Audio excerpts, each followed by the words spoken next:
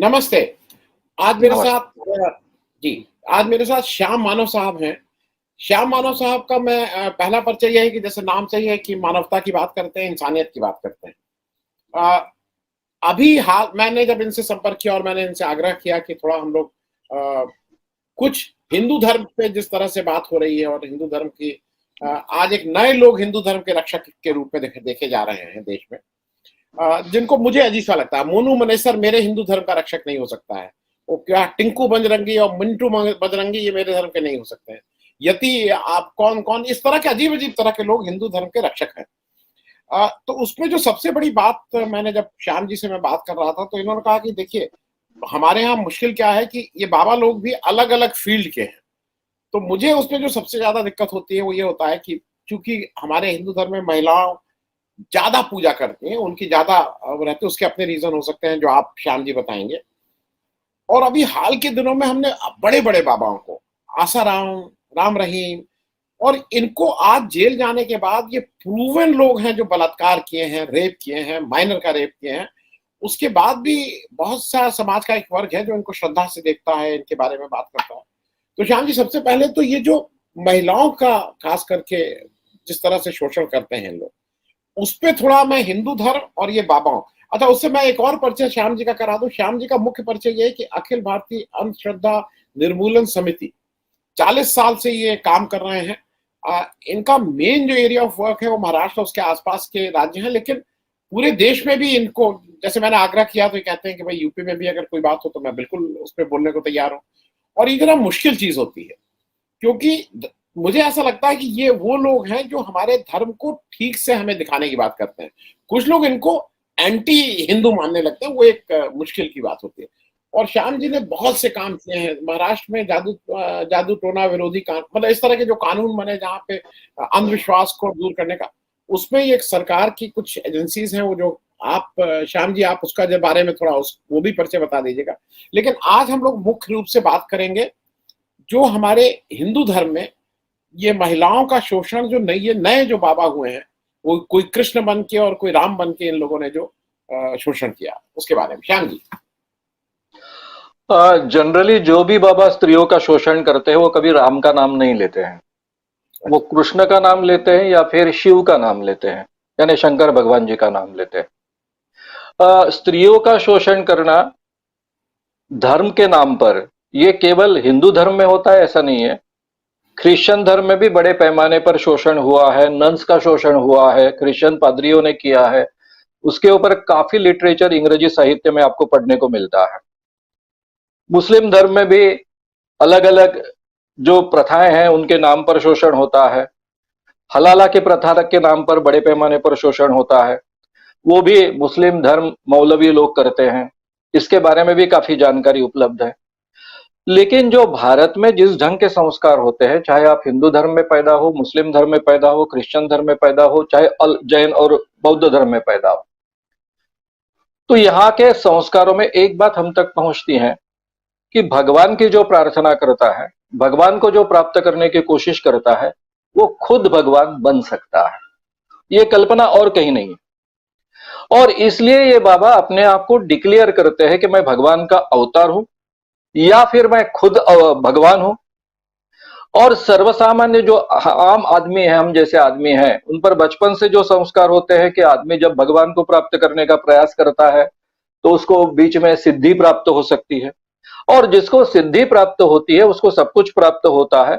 वो भूत भविष्य वर्तमान जानता है, किसी भी प्रकार के चमत्कार करने का सामर्थ्य उसके हाथ में आता है, और लोगों की बीमारियां ठीक करने का भी सामर्थ्य उसके हाथ में आता है। तो हर व्यक्ति को अपना भूत भविष्य वर्तमान जानना होता है, बीमारियां ठीक करनी होती है, अपने समस्याएं छुड़ानी होती है। इसलिए भी वो लोग इन बाबाओं के पास में जाते हैं। लेकिन एक बार आप बाबाओं के चक्कर में आ गए तो बचपन से हम पर जो संस्कार होता है, जिसको हम श्रद्धा कहते हैं, ये श्रद्धा प्रक्रिया में हमको सिखाया जाता है, जो हालांकि धार्मिक प्रक्रिया का एक हिस्सा है, आध्यात्मिक प्रक्रिया का हिस्सा है, कि हमने गुरु पर पूरी तरह से अपने आप को समर्पित करना है। गुरु है तो अपने जीवन को दिशा है, अपने जीवन को कुछ मतलब है। जीवन का सबसे बड़ा उद्देश्य कौन सा है? तो मोक्ष प्राप्त करना है। और मोक्ष हमको डायरेक्ट मिलना बहुत कठिन होता है। अगर हमें कोई एक अवतारी पुरुष मिल जाए या फिर ऐसा कोई गुरु मिल जाए जो सिद्ध हो, यानी जिसने सिद्धि प्राप्त की है या फिर मोक्ष प्राप्त करने की यहां तक पहुंच है उनकी, ऐसे किसी गुरु के चरण में अगर हम लीन होते हैं, उनको अपना पूर्ण समर्पण देते हैं, अपना तन मन धन अर्पण करते हैं, तो फिर हमें भी मोक्ष प्राप्त होता है। हम भी आज के जो दुनिया की जो भी समस्या है उससे हम पार कर सकते हैं, उससे हम छुटकारा पा सकते हैं। इस प्रकार के संस्कार होने के कारण आम आदमी धर्म का हिस्सा इन गुरुओं को मानता है। क्रिश्चियनिटी में या फिर मुस्लिम धर्म में एक मौलवी बनने की कोई प्रक्रिया है। क्रिश्चियनिटी में अगर कोई क्रिश्चियन पादरी होता है तो उसको एक सैंक्शन लगता है चर्च का। हमारे यहाँ बाबा बनने के लिए किसी सैंक्शन की आवश्यकता नहीं, किसी शंकराचार्य की किसी पद की आवश्यकता नहीं है। कोई भी अपने आप को डिक्लेयर कर सकता है, मैं भगवान का अवतार हूं, ये कह सकता है, और लोग उसको मानना शुरू कर देते हैं। अब इसमें मेरी दिक्कत ऐसी हुई कि मैं थोड़ा सा एक ब्रह्मचारी आश्रम में भी ज्यादा रहा हूं, विनोबा जी के आश्रम में। मेरे पिताजी विनोबा जी के सेक्रेटरी रहे हैं, तो बचपन से उस आश्रम से जुड़ा हूं। दूसरी तरफ देहात में पला बड़ा हूं, तो दोनों तरफ की संस्कृतियां मैंने बहुत नजदीक से देखी है। एक ब्रह्मचारी संस्कृति होती है, सेक्स को बुरा मानने वाली संस्कृति होती है, वो होती है, और एक आम जिंदगी जो होती है वो भी होती है। जब मैंने 1982 में ये काम की शुरुआत की बुआबाजी के खिलाफ और सभी अंधविश्वास के खिलाफ, मैं पहले से एक जिसको हम कहेंगे कि बड़े पैमाने पर खोज करने वाला एक पत्रकार कर अपने आप को एस्टेब्लिश कर चुका था। इन्वेस्टिगेटिव जर्नलिज्म के जो टेक्निक्स होते हैं वो मैं आत्मसात कर चुका था, और इस कारण शुरुआत से ही बड़े पैमाने पर इन बाबाओं को मैं एक्सपोज करने लग गया। तो मैं इतना हक्का बक्का रहता था कि एक मामूली दिखने वाला बाबा, उसके कई सैकड़ों स्त्रियों के साथ में संबंध कैसे निर्माण हो सकते हैं। और जिस समाज में अगर कोई दूसरी औरत की तरफ आंख उठाकर भी देखे तो झगड़े होते हैं, मारपीट होते हैं, उसी समाज में इतने बड़े पैमाने पर स्त्रियों का शोषण करने का सामर्थ्य इनके पास में आता कहां से है, और लोग चुप क्यों रहते हैं, सभी बातें आंख मूंद कर क्यों स्वीकारते हैं। तो ये समझ मेरे शुरुआत के 4-5 सालों में मैंने काफी बाबाओं को एक्सपोज किया, इस ढंग के बड़े बड़े बाबाओं को एक्सपोज किया, और मेरा ही मन इतना विचित्र तरीके से विचलित हुआ कि ये फेनोमेना क्या है भाई, इसको समझने की आवश्यकता है। इसलिए मुझे सेक्स इस विषय का बहुत गहराई से अध्ययन करना पड़ा, और उसके बाद में 1988 में 82 में मैंने काम शुरू किया था। 88 में बुआबाजी बड़ी स्त्रियांसा नाम की एक किताब ही इस विषय पर खास कर मैंने लिखी। महाराष्ट्र में इसके खिलाफ काम करने वाले जिनका नाम सबसे आगे आता है वो आचार्य अत्रे है। आचार्य अत्रे बहुत ही फेमस वक्ता थे, संपादक थे, पत्रकार थे, और उनकी सबसे बड़ी पहचान है वो बहुत बड़े नाटककार थे, यानी उन्होंने कई ड्रामाज लिखे, ड्रामेटिस्ट थे। उनके एक ड्रामा का नाम ही है वृक्ष तेथे छाया बुआ तेथे बाया, यानी जहां पर पेड़ होता है, पेड़ के साथ में छाया होती है, वैसे ही बुआ के साथ में यानी इन बाबाओं के साथ में स्त्रियां होती है, यानी वो स्त्रियों का शोषण करने का हक प्राप्त करते हैं। उन्होंने एक बड़े पैमाने पर एक बाबाओं को एक्सपोज किया था, और उसके आधार पर उन्होंने एक नाटक भी लिखा है। केड़गांवकर महाराज नाम के एक महाराज थे, बड़े पैमाने पर स्त्रियों का शोषण करते थे, स्त्रियों को उनके द्वारा अपनी मालिश करवा लेते थे। उसका काफी एक बहुत यानी रोंगटे खड़े कर देने वाला एक वर्णन उन्होंने अपने लेखों में किया है। तो तब से मेरे दिमाग में ये बात तो घुस गई थी कि बाबा भी इस ढंग के होते हैं, और बचपन से मेरे अनुभव में भी ऐसे बाबा रहे, क्योंकि कई बाबाओं का मेरा वास्ता रहा है। मेरे घर में कई बाबा आते जाते रहे हैं। मेरे पिताजी पॉलिटिकली इन्फ्लुएंशियल होने के कारण बाबा लोग उनको पहले भक्त बनाने का प्रयास करते थे, और वे भक्त बन जाते थे, और भक्त बनने के बाद में आसपास में वो बाबा बहुत बड़ा बनता था। तो ये महाराज के, ये इस ढंग के अपने आप को स्वामी कहते हैं, महाराज कहते हैं, बाबा कहते हैं, ये लोग किस ढंग से स्त्रियों को ठगते हैं ये मैंने बहुत नजदीक से देखा था, लेकिन उसका मतलब तब मैं समझता नहीं था।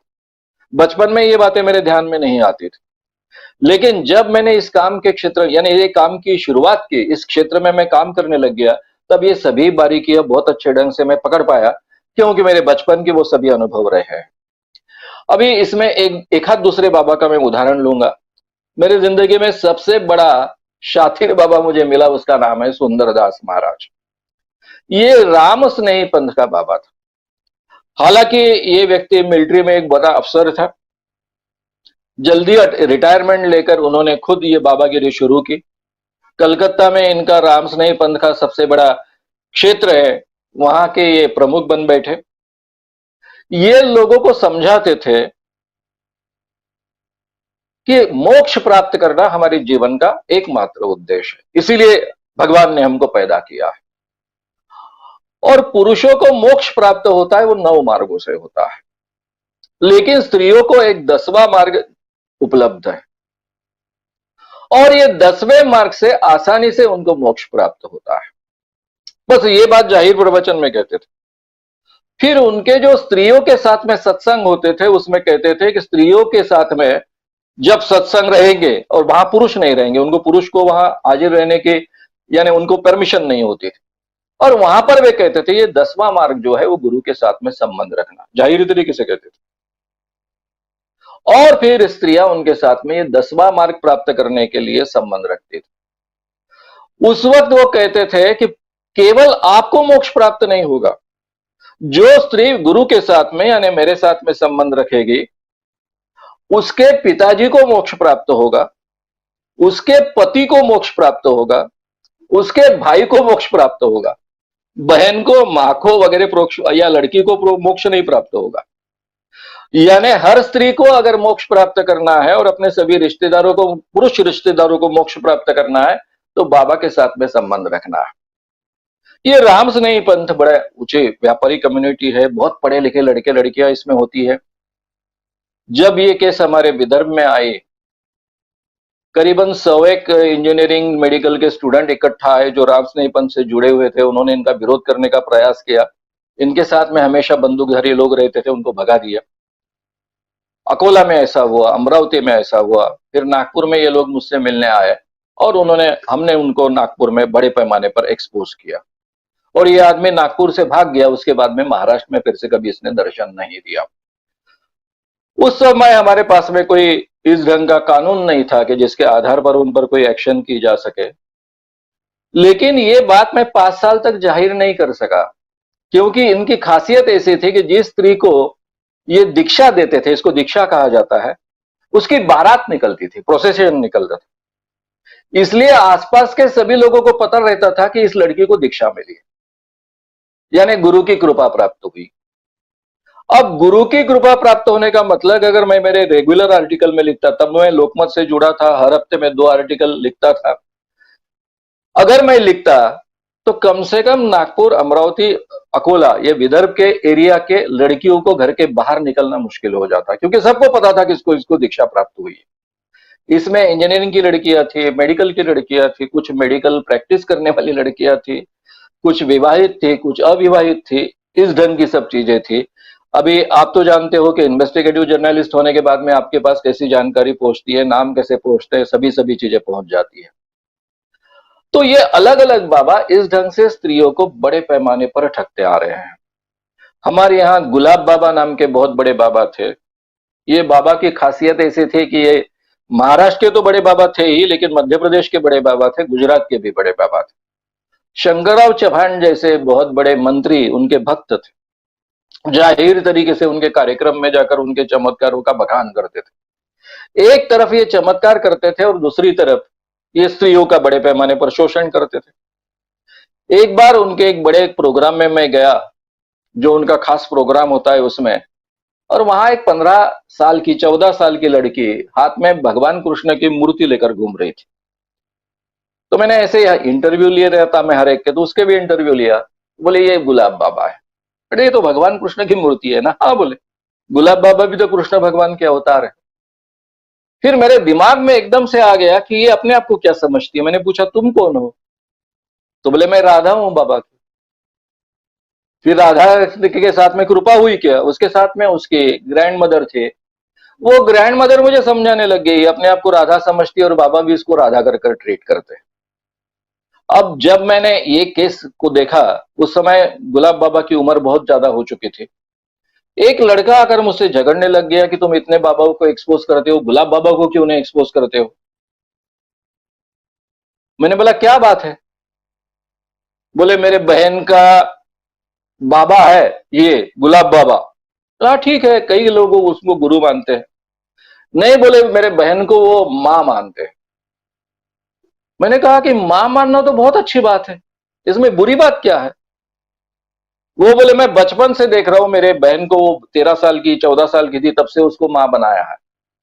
अब गुलाब बाबा की माएं बहुत प्रसिद्ध थी विदर्भ में। लोग भी बड़े पैमाने पर फक्र से कहते थे कि ये लड़की जो है, हमारी बेटी जो है, वो गुलाब बाबा की मां है। मुझे पहली बार उसका पता चला कि मां का मतलब क्या है। बच्चा जैसा मां से दूध पीता है, मां का स्तनपान करता है, वैसा ये बाबा ये लड़की का स्तनपान वो 14 साल की थी तब से करता था। अब ये लड़का मुझसे मिला, वो 19 साल का था, उसकी बहन करीबन 23-24 साल की थी। तब मुझे पहली बार ध्यान में आया कि ये बाबा इस ढंग से भी काम करता है। फिर हमारे यहाँ शुकदास बाबा कर बाबा है, बहुत बड़े बाबा, अपने आप को विवेकानंद स्वामी का अवतार कहते थे। मैं खुद विवेकानंद स्वामी जी का या विवेकानंद जी का बहुत बड़ा प्रशंसक रहा हूं। उनकी बातें हमेशा लोगों को कहता हूं, उनके विचार लोगों को बताता हूं। तो इसलिए मन में बहुत बड़ा आदर होता था उस व्यक्ति के बारे में कि अपने आप को विवेकानंद जी का काम करने वाला आदमी कहता है। ये डॉक्टरी का व्यवसाय करता था, चौथी क्लास भी पास नहीं था। लेकिन उनकी ख्याति ऐसी फैल चुकी थी कि उनकी आध्यात्मिक शक्ति के कारण यहाँ के सबसे बड़े मेडिसिन के जो प्रोफेसर है विचलेकर, वो भी उनसे सलाह लेकर लोगों को मेडिसिन देते हैं। इस ढंग की ख्याति फैलाई गई थी। बड़े बड़े मंत्री लोग उनके चरणों पर आकर माथा टेकते थे और उनको फिर हमने बड़े पैमाने पर एक्सपोज किया, क्योंकि ये बाबा उनकी सेवा में जो लड़कियां आती थी उनको कहते थे कि गए जन्म में मैं भगवान यानी स्वामी विवेकानंद का अवतार था, लेकिन उसके पहले मैं भगवान कृष्ण का अवतार था और तुम राधा थी या फिर तुम एक गोपी थी। और ये पुनर्जन्म की बातें कहकर उनके साथ में संबंध प्रस्तापित करते थे। तो उनको भी हमने बड़े पैमाने पर एक्सपोज किया। उससे भी बड़ा किस्सा जो है कृपाणु महाराज, पूरे भारत में प्रसिद्ध महाराज है, आज जिंदा नहीं है वो उनको 12-12 11-11 साल की लड़कियों का शोषण करने की आदत थी। अब ये बात जब हमें पता चल गई तो नागपुर की कुछ लड़कियों के बारे में उन्होंने ऐसा किया था। लोग ऐसी बातें कहने के लिए तैयार नहीं होते। एक 12-13 साल की लड़की का उन्होंने शोषण किया था। तरीका वही होता था कि वो बैठे रहते थे अपने प्रवचन में। जब मैं उनकी बात कर रहा हूं, उन दिनों में वो खुद प्रवचन नहीं करते थे, उनके शिष्य प्रवचन करते थे। ये दर्शन देने के लिए लोगों को आकर बैठते थे और बैठने के बाद में सामने इधर उधर देखते थे और उनके भक्तों में अगर कोई उनको लड़की पसंद आ गई तो उसकी तरफ उंगली बताते थे। ये आसाराम टॉर्च डालते थे और ये उंगली बताते। जैसे ही उंगली बताई गई उनकी शिष्या उन तक जाती थी, उस लड़की को उठाते थे, उसको कहते थे कि तुम्हारा भाग्य खुल गया है, बाबा ने तुम्हें राधा कर सिलेक्ट किया है, गए जन्म की तुम राधा हो और अभी आज तुम पवित्र होने वाली हो। और ये 13-14 साल की लड़की, 12 साल की लड़की, उसके साथ में बाबा ये बलात्कार करता था। ये बाबा को एक बीमारी थी, वो कभी रुकते नहीं थे, उनका इजैकुलेशन कभी होता नहीं था। काफी समय तक ये बलात्कार होता था। कई बार लड़कियां, यानी जिन लड़कियों की केस हमने कोर्ट में दायर की और इस कारण नागपुर में उनको अरेस्ट हुई, उस लड़की के बारे में तो ऐसा हुआ था कि उसको मेडिकल ट्रीटमेंट लेने की आवश्यकता पड़ गई थी। 12-13 साल की लड़की, उसके साथ में अगर हद से ज्यादा बलात्कार हो, एक ही व्यक्ति करे तो भी जो परिणाम हो सकता था वो परिणाम हुआ था। और इसीलिए नागपुर में वो केस दायर हुई बड़े मुश्किल से। इतना बड़ा बाबा है, उसके बड़े बड़े भक्त हैं। केस दायर होने के बाद में उसको नागपुर में अरेस्ट हुई, कुछ दिन जेल में रहना पड़ा। लेकिन बाद में जो होता है न्यायालयीन स्तर पर वो हुआ। हालांकि इसमें कोई तब पोस्को वगैरह का कानून नहीं था, लेकिन इस ढंग के केस में भी, क्योंकि 11-12 साल की लड़की के साथ में अगर कुछ होता है तो वो बलात्कार माना जाता है। इसके बावजूद उनको बाद में जमानत मिल गई और बाद में वो मर गए, तो वो केस वैसी के दफा हो गई। तो कहने का मतलब ऐसा है कि ऐसे कई बाबा हैं जो भगवान का नाम लेकर, भगवान कृष्ण का नाम लेकर बड़े पैमाने पर स्त्रियों का शोषण करते हैं। आसाराम की केस जब मैंने काम शुरू किया, मेरा पहला ही दौरा गुजरात में हुआ था। गुजरात में करीबन 48 कार्यक्रम हमने किए थे और वो कार्यक्रम होने के बाद में जैसे मैं बंबई वापस आया, तो उन दिनों में मैं नागपुर रहता था लेकिन बंबई वापस आया। बंबई में हर महीने में 5 दिन रहता था। तो मुझे दिल्ली के एक डॉक्टर मिलने को आए थे, बहुत बड़े डॉक्टर थे। ये बात है 83 की। मैंने अभी अभी काम शुरू किया था, और वो कहने लगे कि तुम ही कुछ कर सकते हो। और ये डॉक्टर महोदय परिचय देते समय कह रहे थे कि मैं राष्ट्रपति जी का डॉक्टर रह चुका हूं। यानी कितने बड़े हैसियत रखने वाले दिल्ली के डॉक्टर हो गए, आप कल्पना कर सकते हो। और वो मुझे कंप्लेंट कर रहे थे कि उनकी बेटी आश्रम में बाबा को, यानी आसाराम बाबा को मिलने के लिए गई। उसका फोन आया करीबन रात को 8 बजे। लड़की एमडी फाइनल में थी, लड़की भी डॉक्टर बन रही थी, एमडी फाइनल कर रही थी, एमबीबीएस ऑलरेडी हो चुकी थी। और लड़की रात को 8 बजे पिताजी को फोन करती है कि मुझे बाबा ने बुलाया है सत्संग के लिए, मेरे भाग खुल गए हैं, इसलिए मैं बाबा के दर्शन के लिए जा रही हूं, सत्संग प्राप्त करने के लिए जा रही हूं। और तब से ये लड़की पूरी तरह से गायब, उसका कहीं अता पता नहीं चला। तो बाप रो रो कर मुझसे कह रहा था, मैं उनसे कह रहा था आपकी इतनी बड़ी पहचान है, राष्ट्रपति के आप खुद डॉक्टर रह चुके हो। वो बोले मैं सब जगह गुहार लगा चुका हूं, लेकिन कहीं भी मुझे इसमें कुछ होने की गुंजाइश नहीं दिख रही है, आप कुछ कर सको तो कर पाओगे। अब तब आसाराम बापू इतने बड़े बाबा थे और सभी के सभी लोग उनके चरणों पर माथा टेकते थे, और गुजरात के मुख्यमंत्री से लेकर, तब के भी मुख्यमंत्री से लेकर सब उनके चरणों पर माथा टेकते थे। तो मैंने इतना ही कहा कि महाराष्ट्र का कुछ होता तो मैं कुछ कर पाता, लेकिन गुजरात में कुछ कर पाने की गुंजाइश नहीं दिख रही है, क्योंकि गुजरात के जो मेरे संबंध थे उन लोगों से मैंने बातचीत की, वो बोले कुछ भी नहीं कर पाएंगे सर, कोई भी कंप्लेंट भी दाखिल नहीं करेगा। अब उन्होंने खुद अहमदाबाद जाकर कंप्लेंट दाखिल करने का प्रयास किया, लेकिन उनकी कंप्लेंट भी, एफआईआर भी दाखिल नहीं हुआ आखिरी तक। दूसरा एक किस्सा हमारे एक पुलिस अधिकारी का है, आसाराम बापू के अरेस्ट होने के पहले की मैं बात कर रहा हूं। आसाराम बापू के उन्होंने मुंबई में, एक्चुअली मुंबई में प्रेस कॉन्फ्रेंस लेकर उन्होंने डिक्लेयर किया, इसलिए ये काफी दिनों तक यूट्यूब पर उपलब्ध भी था।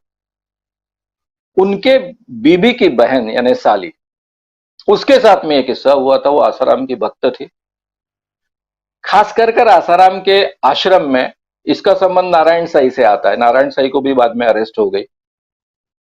नारायण साई उस आश्रम में उस दिनों में उपलब्ध थे और एक एक लड़की को बुलाते थे। ये 2 लड़कियां आश्रम में रह रही थी, ये डीसीपी के आईपीएस ऑफिसर के साली और उनकी एक सहेली। सहेली को पहले दिन बुलाया गया, कुछ दिनों बाद, रहने के कुछ दिनों बाद, और रात को उसके साथ में बलात्कार साईराम ने किया, यानी आसाराम बापू के बेटे ने। ये बलात्कार होने के बाद में वो लड़की आकर सब कहने लग गई। इसके ध्यान में आएगा अब इसका नंबर लगेगा, क्योंकि उससे बहुत ज्यादा सुंदर थी। अभी क्या करना, उन्होंने बाहर जाने की कोशिश की तो उनको बाहर, आश्रम के बाहर जाने की परमिशन नहीं थी। आप 1 महीना रहने के लिए आए हो, बाबा के परमिशन के बिना बाहर नहीं जा सकते। उसके ध्यान में आ गया कि अगर हम कोई भी चालाकी करें तो भी यहां से छूटने की आवश्यक, यानी छूटने की गुंजाइश नहीं है। तो इसलिए उन्होंने नाटक करने का प्रयास किया उस सेकंड ने, क्योंकि पहली तो लड़की जो होना था उसके साथ हो चुका था, दूसरी अपने आप को बचाना चाहती थी। तो उसने क्या नाटक किया कि जैसे ही बाबा ने उसको दूसरे दिन बुलाया रात को, वैसे उसने ऐसे नाटक किया कि जैसे को वो राह देख रही थी। और नारायण साई को शराब पीने की बहुत आदत है, बहुत उसको शराब पिला दी, इतनी ज्यादा शराब पिला दी कि वो कुछ नहीं कर पाए। और दोनों ने प्लानिंग किया था उस ढंग से, वहां से बड़े मुश्किल से भाग कर आ गई। वो सीधी दोनों मुंबई आई। मुंबई आने के बाद में उसको बहुत बड़ा विश्वास था कि मेरे खुद जीजाजी इतने बड़े पुलिस अफसर है तो वो कुछ करेंगे। जीजाजी ने गुजरात में उनके जो फ्रेंड्स थे, अभी आईपीएस ऑफिसर है तो पूरे भारत के आईपीएस अधिकारी उनके मित्र होते हैं, बैचमेट्स होते हैं, कुछ सीनियर होते हैं, कुछ जूनियर होते हैं, लेकिन कुछ भी नहीं कर पाए। तब उन्होंने प्रेस कॉन्फ्रेंस कर कर ये बात बताई थी, और ये भी बताया था कि मैं कुछ नहीं कर पा रहा हूं, लेकिन अपनी बेटियों को बचाइए। उसके बाद में आसाराम बापू को भी अटक हुई, क्योंकि एक पुलिस अधिकारी ने हिम्मत दिखाई। और उसके बाद में हमारे महाराष्ट्र की एक डीसीपी ऑफिसर थे, उसने नारायण साई को, गुजरात कैडर के थे, तो उसने नारायण साई को अटक की और दोनों फिर बाद में जेल में गए। तो ये सालों से ये चल रहा है। अब ये सवाल आता है कि ऐसा क्यों होता है, इसके पीछे के कारण क्या है, वो कारण हमको समझ लेने चाहिए। आपका कोई सवाल? मेरा एक दो छोटे मेरी एक सिर्फ चीजें हैं जो मैं बीच में समझने की दृष्टि से, कि जैसे ये क्या आर्थिक, सामाजिक, भावनात्मक? क्योंकि कई बार ये आजकल देखा गया जॉइंट फैमिली टूट रही हैं, आपका कोई कॉन्फिडेंट नहीं है, आप अपना दुःख, अब लोगों के दोस्त भी नहीं है। मतलब मैंने बहुत देखा है कि लोगों के दोस्त ही नहीं है। हम लोग के समय दोस्त जितने होते थे, अब दोस्त नहीं है। मतलब अपने दुःख की बात भी कहीं नहीं। तो कारण मूल मूल रूप से क्या है? आर्थिक है, सामाजिक है, भावनात्मक है, मतलब इसका मूल में क्या है दिक्कत? बेसिक कारण जो है, हम जो समझते हैं इसमें कोई आर्थिक कारण नहीं है, क्योंकि इसमें शोषण होने वाली स्त्रियों का प्रमाण बहुत अमीर से लेकर गरीब तक है। भावनात्मक कहेंगे तो वो भी नहीं है।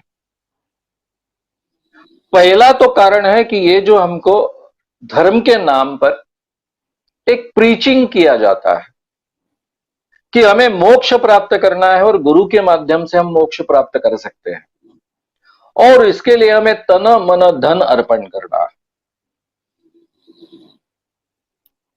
तन मन धन का मतलब भी समझाया जाता है।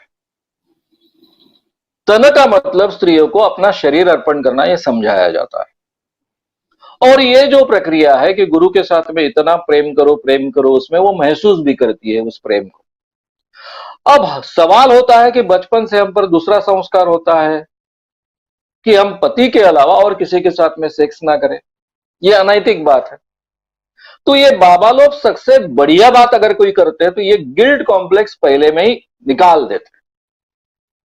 यानी पहले उस स्त्री को समझाया जाता है कि गुरु के साथ में संबंध रखना ये पाप नहीं है, उल्टा ये पुण्य कर्म है। इससे तुम्हें मोक्ष प्राप्त होता है, इससे तुम्हें भगवान की प्राप्ति होती है। बाबा गुरु खुद भगवान का अवतार है। ये या तो उनकी शिष्या उनको समझाती है, कभी कभी उनकी खुद की बीबी भी समझाती है। यानी बाबा की बीबी भी कई बार इन्वॉल्व होती है, कई बाबाओं की बीबियां इसमें इन्वॉल्व होती है। शिष्या ये समझाती है, शिष्य समझाते हैं, या फिर डायरेक्टली बाबा भी समझाते हैं। जैसे जिस लड़की ने राम रहीम के खिलाफ में अटल बिहारी जी को पत्र लिखा था, उस लड़की ने अपने अनुभव में क्या लिखा था कि जब राम रहीम ने मुझे बुलाया और मैंने मना किया कि मैं आपके साथ सोने के लिए तैयार नहीं हूं, तब राम रहीम ने कहा कि तुम्हारे शरीर पर तुम्हारा अधिकार ही नहीं है। तुम मुझे गुरु मानती हो, तुमने मुझे तुम्हारा तन मन धन अर्पण किया है, तुम्हारा तन मेरा है, तो इसलिए तुम्हारे तन पर तुम्हारा अधिकार नहीं, तुम्हें ना कहने का अधिकार नहीं। और फिर बाद में बलात्कार किया वगैरह वगैरह वगैरह। यानी इस ढंग से इन लोगों के बारे में प्रीचिंग दे देकर उनके दिमाग में ये बातें डाली जाती है। और एक स्त्री दूसरे को, यानी ये जो मैं सुंदरदास महाराज की बात आपसे कह रहा था, एक पत्रकार ने उनका एक्सपोजर सबसे पहले किया और उस कारण मेरे लिए बाकी की बातें बहुत आसान हो गई। कलकत्ता में एक शादी में ये पत्रकार गया था। कलकत्ता का एक छोटा सा पत्रकार था, राम स्नेही पंथ का।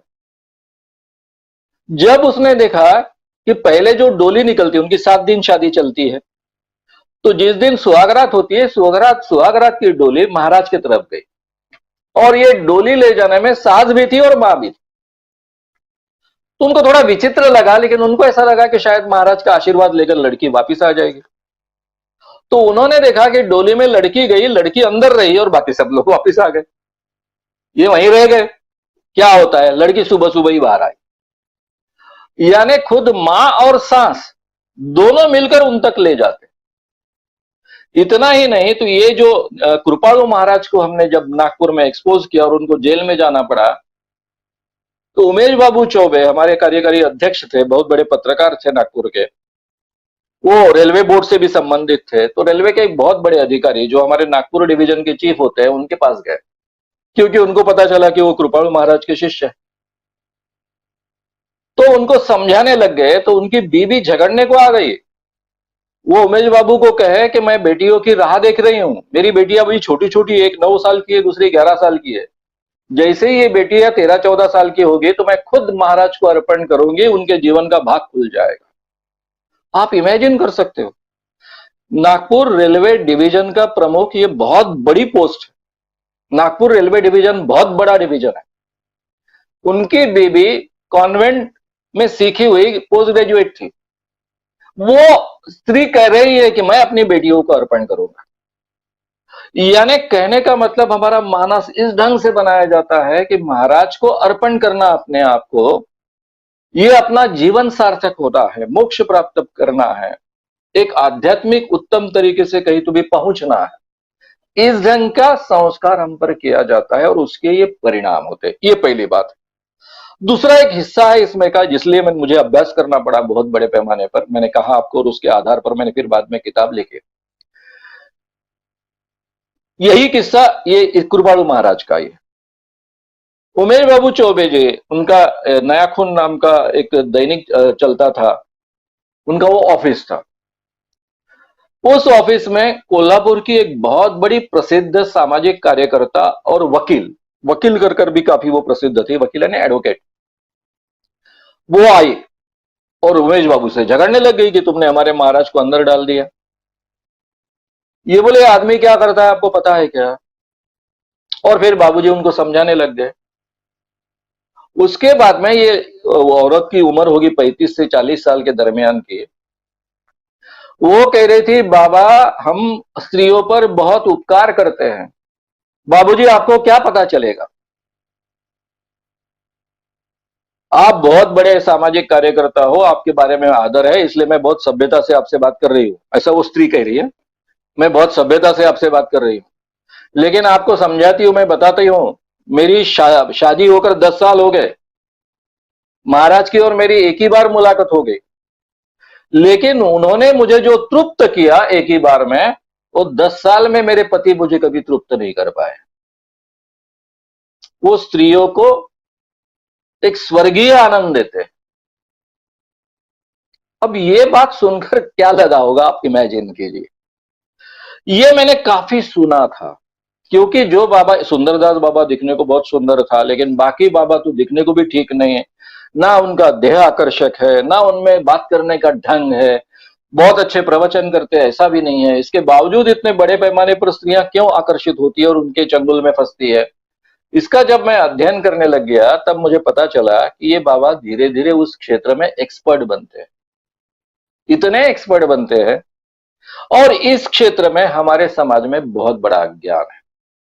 पति को इस बात का पता नहीं होता है कि स्त्रियों को भी तृप्ति की आवश्यकता होती है, यानी वो अपने आप को तृप्त हो गया, यानी मैं बहुत अच्छा पुरुष हूं ऐसा मानता है, लेकिन पुरुषों की तृप्ति और स्त्रियों की तृप्ति ये अलग अलग बात है, ये उनके ध्यान में नहीं आता।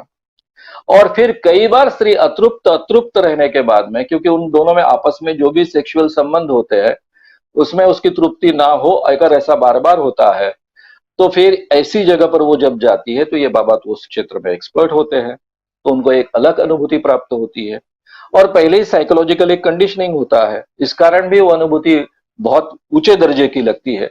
और इन सब कारणों से एक बार ये स्त्री इस चंगुल में फंस गई कि वो फिर उसका हिस्सा बनती है, दूसरे स्त्रियों को उसमें लाने की कोशिश करती है, और ये दायरा इस ढंग से बढ़ते जाता है। मैं श्याम जी, क्योंकि समय का, मैं आग्रह मेरा आपसे यही रहेगा कि इसको अगर आप, मैं अगली बार फिर एक चर्चा में आए, क्योंकि ये एक ऐसा विषय है जो इंसान होने के नाते, और मैं तो हिंदू धर्म क्या होने के नाते, मैं अपने धर्म की बात कर रहा हूँ, सारे धर्मों में ये समस्याएं हैं, इस पे चर्चा करना जरूरी है, क्योंकि कभी कभी हम लोग लगता है कि इस पे चर्चा भी नहीं करते। भाई हम लोग उस समाज से आते हैं जहाँ पे जो सैनिटरी नैपकिन है उसको भी आज तक मैंने मेरी पत्नी भी मुझसे नहीं कही कभी कि सैनिटरी नैपकिन लेते आना। हम लोगों की कंडीशनिंग वैसे होती है, जैसा आपने कंडीशनिंग की बात कही, ये भाई ये बातें पति से भी नहीं कह सकते, पिता और बेटा और उनको तो छोड़ ही दीजिए। तो मुझे लगता है मैं लगातार इस बात को करता रहता हूँ, आप जैसे लोग अगर मिले और इस बात की समाज में चर्चा हो तो बहुत कुछ हम लोग लोगों को बता सकते हैं कि ये खतरा है, क्योंकि कभी कभी क्या है ना, वो शिकार जो शिकारी है वो तो बहुत ही शातिर है, शिकार को पता भी नहीं रहता है कि उसका शिकार होने वाला है। तो शायद आपसे आग्रह यही है कि आप थोड़ा समय आगे देते रहेंगे तो हम लोग इस पे चर्चा जरूर करना आवश्यक है। तो बहुत बहुत धन्यवाद श्याम जी ज्वाइन करने के लिए, थैंक यू सो मच। बहुत बहुत